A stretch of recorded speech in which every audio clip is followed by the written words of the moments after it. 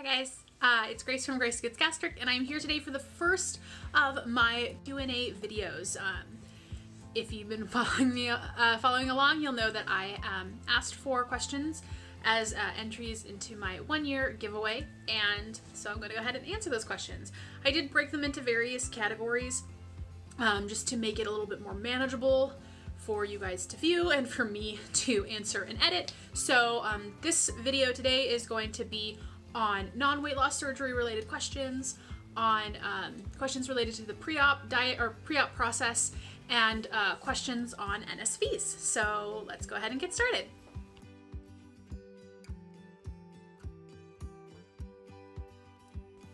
So this category is non-weight loss surgery related questions. First one is, how are you so organized? You have mentioned that many facets of your life. You have many facets of your life: career, gym, friends, my secret other, community, travel, family. Do you use a planner or spreadsheet? Yeah, I guess I use kind of all the things.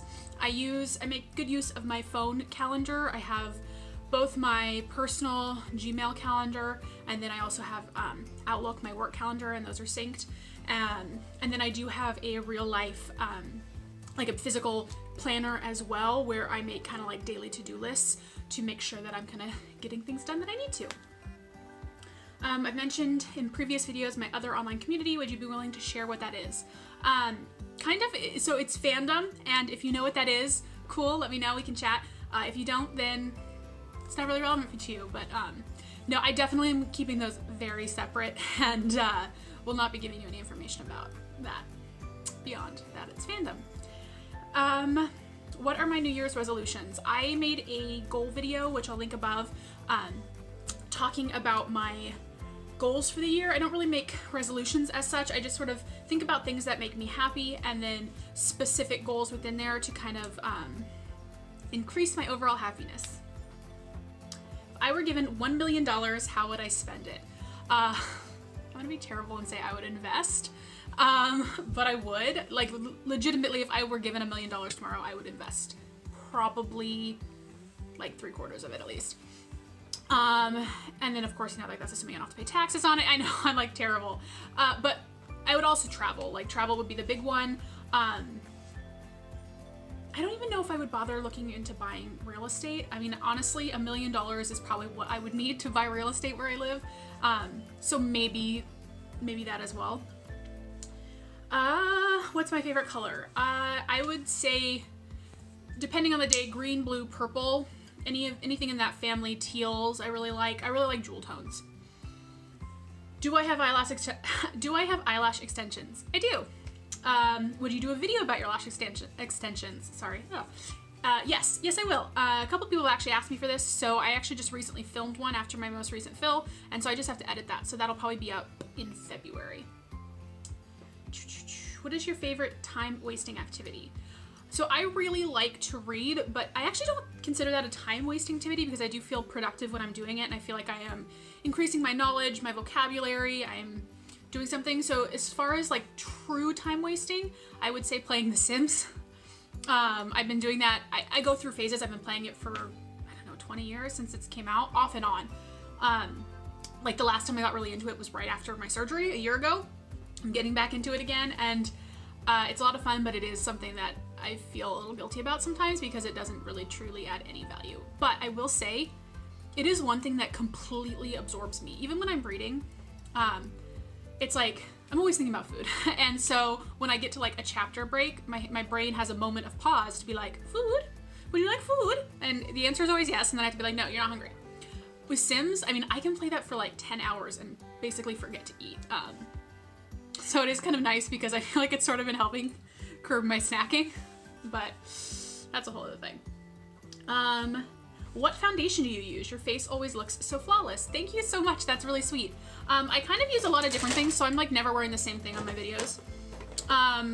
So today I am wearing the Fenty Beauty, whatever foundation, soft matte long wear foundation. And so I'm wearing that with the Tarte Shape Tape concealer.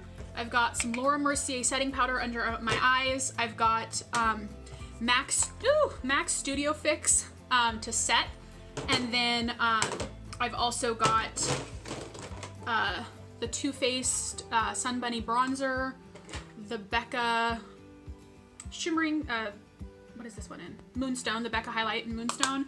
And today I'm wearing this old Summer Rose MAC powder. It was in like their London something or other collection like years and years and years ago. So that's what's on my face. What is your real name? Meet me in real life and I'll tell you. What are 5 places on your travel bucket list? I really want to go to Greece. I really want to go to Egypt. I really want to go to South Africa. I really would like to go to Brazil. And honestly, like, it's so hard because I kind of want to go everywhere. I'd like to go somewhere in Asia. Depends on the day where it is. Right now I'd love to go to Vietnam. Do I have any kids or pets? I do not. I wish I could have a pet. I want a cat so badly, and that was something I looked forward to. I grew up with cats, and then I was like, as soon as I get out of college, graduate, I'm going to get a cat. And then the first place I moved into out of college didn't allow pets, and I was like, oh, I'll be there for a year or two, it's fine. It was such a good deal. Well, we're still here. It's been 5.5 years, and it's such a great apartment. Like, it would be throwing money away to leave. So even though I really want a pet so badly, it's not worth how much extra I would end up having to pay if we moved. What is my favorite book? That is a really hard one. I love all the books, but the one I frequently think of is Gone with the Wind. I actually haven't read it since high school, so I feel weird saying that, but I remember it's a book that kind of changed the way I thought about fiction. It's very long. It was the longest book I had read up to that point, and then I've read longer ones since. And it's the first book I read with a unlikable protagonist, and I hadn't really ever realized that books could have protagonists that you didn't like. And it had an unhappy or ambiguous ending, and that was the first book of that kind that I had read, where I'd read 1,000 pages, and then, you know, sorry, it came out 50 years ago, so I don't have to say spoilers, but you know, he leaves at the end, and it gave me a lot of feels. There's just so much there, and it kind of changed the way I thought about fiction.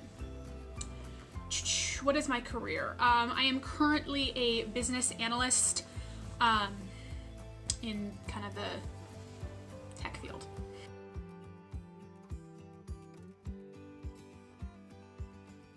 All right, this next set of questions is related to the pre-op process or time period. So, do you have any tips that will help with anxiety before surgery? No. I mean, I would say focusing on why you're doing it, on kind of, I guess, the things you're looking forward to. To be honest, I probably should have thought about these questions before I answered them, because anxiety is something that I deal with a lot now in my life, and I'm not great at dealing with it. I'm still kind of figuring out how to deal with it. So, yeah, I wasn't really anxious before my surgery too badly, so it's hard for me to really, I can't tell you what I did, for example, and I'm still figuring out how to deal with anxiety now. Were you scared, and if so, when did the fear go away? I would say that my only real fear of the surgery was the surgery itself. I had never had a surgery that required me to go under general anesthesia or any kind of major surgery, and I would say in the past 2 years is when, as a human being, I have started to contemplate my own mortality, and it's really not fun. And so that definitely just the thought of closing my eyes and just that's it was not a fun thought. And so the fear went away when I woke up from surgery. Well, not actually right away, because I couldn't breathe for a bit. But you know, a day after surgery, that fear was gone. So, yeah, I was scared. For that part, I just kept reminding myself, I was 27 years old. I had diabetes. I was super morbidly obese. I was on a fast track to have even more health problems, and the risk factor of, you know, the risk of not coming out given my age and my general health was very, very low, but the risk of me dying young because of obesity related complications was astronomical. So that was kind of what I focused on. What are some things, or what was your biggest fear about having the surgery? I just mentioned that it was not waking up.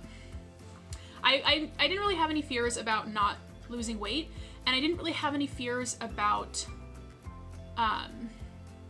not being, you know, really complications. I would say I was definitely afraid of developing acid reflux just because I knew that was pretty common, and of course just any kind of huge complications.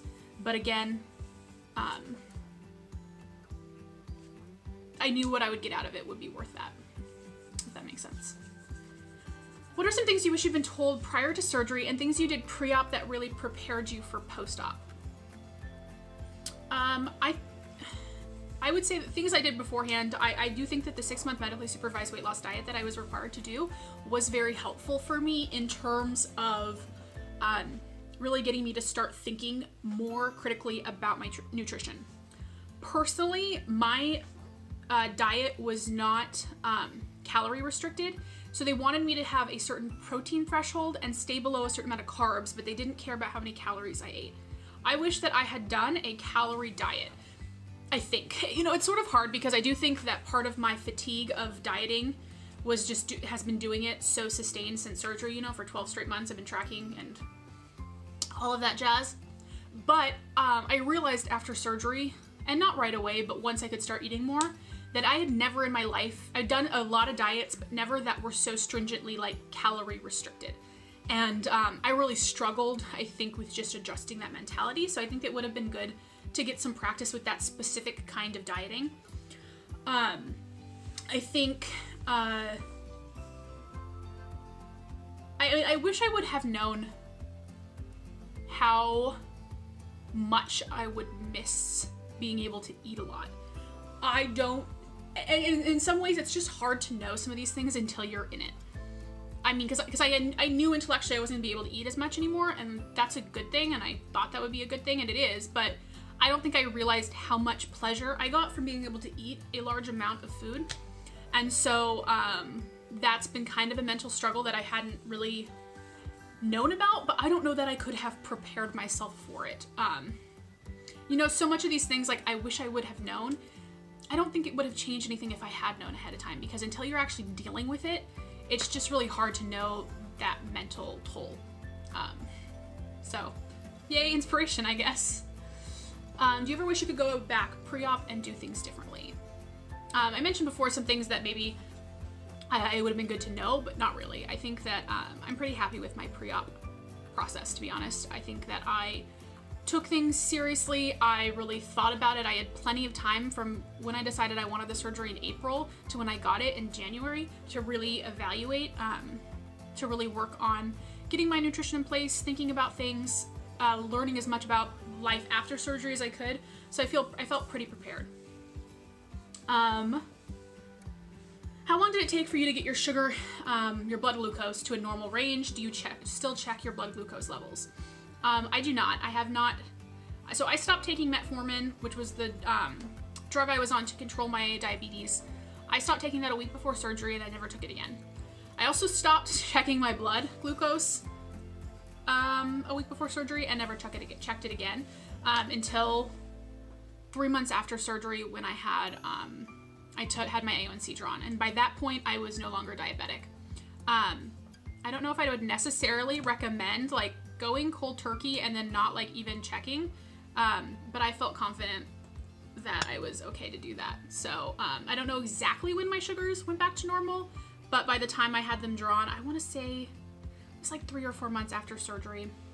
There's a video somewhere that talks about it, but by then it was normal.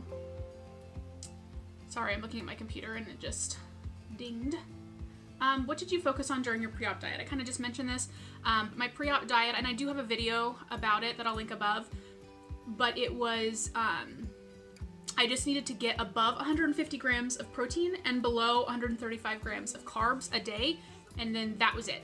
They also had me work on like smaller things like practicing waiting 30 minutes after eating before I drink, taking very small bites, chewing thoroughly, switching from my whole milk lattes, whole milk full sugar lattes to my, non-fat, no sugar lattes. They had me, trying protein powders and protein bars just to get an idea of like, whoa, what I might like. What is the biggest piece of advice you'd give someone who's just starting the process? I would say do a lot of research, watch a lot of videos, read blogs, go on Instagram, talk to people. So, I really do your research into what you can expect. I would say start getting your nutrition under control now, while you can still eat a lot and kind of just start preparing your mind. And honestly, I would say find a therapist if you can afford it. I think that therapy and the mental stuff, anyone will tell you that's the hardest part. Every single person will tell you that. And it is touched upon in most processes, but it is not given the full weight it deserves. And you're gonna start uncovering shit as you lose weight. And for me, one of my big things I've really realized is I knew I was an emotional eater, and I still am, but I didn't realize how much of my anxiety I was suppressing with food. So I've just been dealing with a lot of anxiety the past year, and I've only really now realized, I was like, oh, well, maybe it's just the hormones. But it's not just that. I think it's because I'm no longer eating those emotions and suppressing them with food. And now I have to deal with that. And so having a therapist to work through those issues with is great. How did you keep yourself sane on the liquid pre-op diet? Does it ever get better? I'm not the person to ask. I was not required to do a liquid pre-op diet. My 2-week pre-op diet was essentially keto. Did not have to do liquids, so sorry. I would assume it gets better. Did you have to do a swallow study, and if so, what should I expect? I did not have to do a swallow study ever, so I don't know. And then how did you stay motivated pre-op and not get too nervous and back out? I would say at no point did I ever feel too nervous or feel like I wanted to back out. I am somebody who has no issues committing to things, and when I made the decision that I wanted weight loss surgery in April, I was committed to that from that moment on. At no point did I experience any doubts about whether or not that was the right choice for me. So I think it's a little bit hard for me to say, how did I stay motivated? I just knew I'd been on this earth 27 years. I can't ever remember a time where I wasn't obese, or significantly overweight. I'm sure as a child I wasn't obese, but I was definitely bigger than everyone else. And I knew that without the surgery, I was never going to get to a healthier weight. And I felt ready to make the changes and committed to making those changes to make this work. And I think if you're not ready, if you're like, I don't want to have to give up eating certain kinds of foods and I don't want to change my life, that's totally fine. That's totally valid. Don't get the surgery. Maybe in a couple of years you'll be there, but if you get it before you're ready to be committed, you're just setting yourself up for failure, and you're essentially wasting a tool and making it less effective for maybe 10 years from now when you decide that you are ready to make those changes. So, yeah.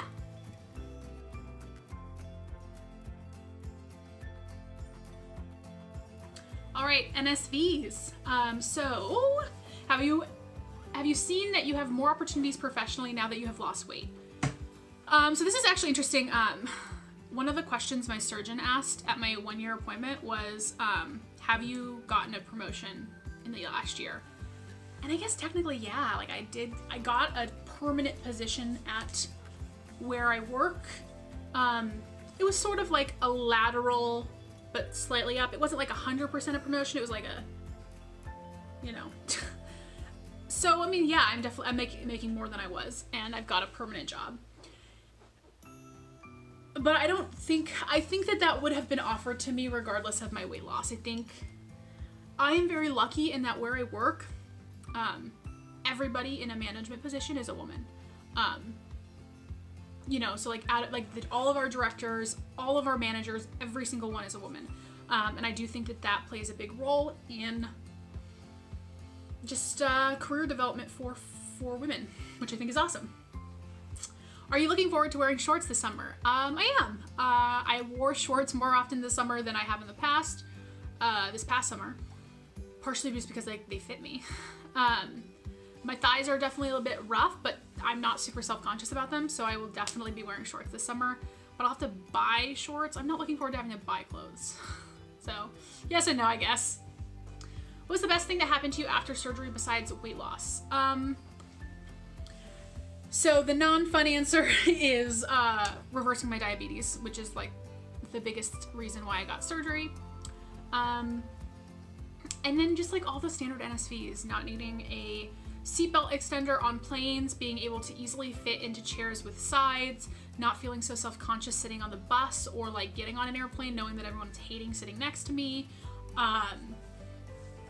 Just like being able to throw on a pair of sweatpants and a t-shirt and go out and not have people be like, oh, look at that fat slob. Like, I know they're all thinking that before, and I'm wearing the exact same outfit, but when you're thin, like, there's a privilege there, which is shitty, but it's nice to not have to be so worried about it. I think that's the big thing. I'm not so worried about how I'm being seen.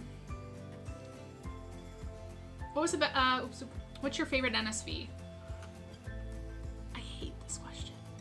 Everyone asks it, and I get it, and you know, don't feel bad if you ask me it, but I hate this question because I don't know. And again, all those ones I just answered. I feel like there's not like one thing I was looking forward to with losing weight. There were so many things that it's really hard for me to just pick one. And then I end up going with diabetes, and then people are like, well, that's not fun. You know, like I can hear them, I can see them thinking it, but like, that's why I did it. So, yeah. What's my favorite life change since VSG? Everything? I don't know, that's a weird one. I love that I'm more active. I just love that life's easier. And then this is another one about glucose levels, and yep, my diabetes is completely gone and my glucose is normal. All right guys, thank you so much for watching. Go ahead and stay tuned for my next video with the rest of the questions.